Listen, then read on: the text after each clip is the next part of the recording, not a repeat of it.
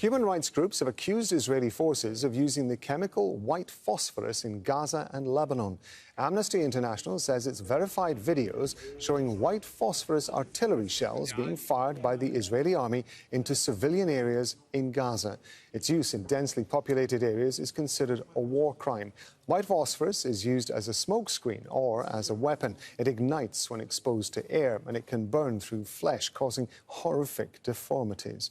We're going to bring in Donatella Rivera. She's Amnesty International Senior Crisis Advisor and she investigates war crimes and human rights abuses. She's joining us now from Dakar. Thank you very much indeed for being with us. How do you gather the evidence for this, first of all? We've verified videos and still images showing the Israeli positions located just north of the Gaza Strip near Sderot, where we saw in images taken by Getty photographer, Israeli military position with a howitzer, a 109 howitzer that fires 155 millimeters shells, artillery shells, and with artillery shells containing white phosphorus at the ready.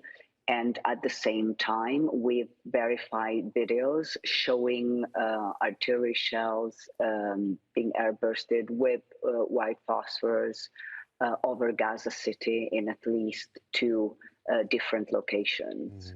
Now, the Israeli military may say that, although they haven't commented on this, that they will be using it as a smokescreen, for example, which is one of the uses it can be put to. What is your interpretation of the pictures that makes you think that it was actually being used in a different fashion?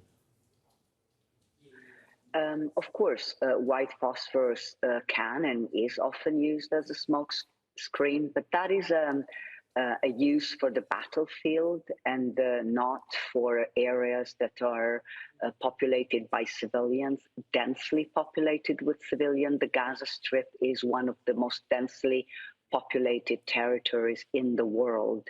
So white phosphorus should not be used in the Gaza Strip where there are so many civilians, and this is the areas where we verified the videos in Gaza City, the harbor area and the Zaytun neighborhood. These are areas that were full of civilians, so we're not talking about some locations which are a battlefield devoid of civilian population. Do you have any evidence to suggest that anybody has actually been harmed by this? We do not at the moment, and we have not suggested that we do. We note, of course, that the medical facilities are under terrible strain. And so we have not heard of any civilians having been harmed at this stage. The fact with white phosphorus, though, and we saw that very clearly when white phosphorus was used with devastating effects previously in the 2008-2009 conflict, when it was used, it took some time for doctors to recognize the burns as having been from white phosphorus, because at the time the Israeli authorities were denying having used it. In the meantime, patients died. White phosphorus can remain alive, hidden under soil or rubble. Basically, it burns at a very high temperature when it comes into contact with air. So I myself saw in Gaza at the time white phosphorus-soaked wedges that had been airburst from artillery by Israeli forces into Gaza that were hidden under sand, under soil, and then children and other passers-by kicked them accidentally as they passed days and even weeks after. And of course, as soon as those came into contact with air, they reignited, and that's how people got burned. I understand that Amnesty is continuing to collect evidence of this. What do you want to be done with the evidence that you've pulled together? Well, this is just one of the concerns, one of the violations that we are investigating. We're investigating indiscriminate bombardments that are continuing to kill civilians in very large numbers.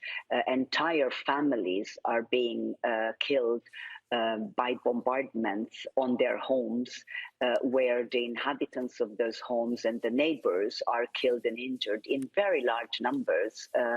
And so this is, part of the evidence that we are collecting. Of course, the first and most important and most crucial steps that needs to be taken is that such attacks that are so disproportionate and indiscriminate in nature must stop immediately, because the number of victims every day is enormous. And secondly, of course, those who are responsible for committing violations of international humanitarian law, some of which amount to war crimes, should be held accountable. Donatella Rivera is Amnesty International's Senior Crisis Advisor. We appreciate you being with us on Al Jazeera, ma'am. Thank you very much indeed for your time. Thank you.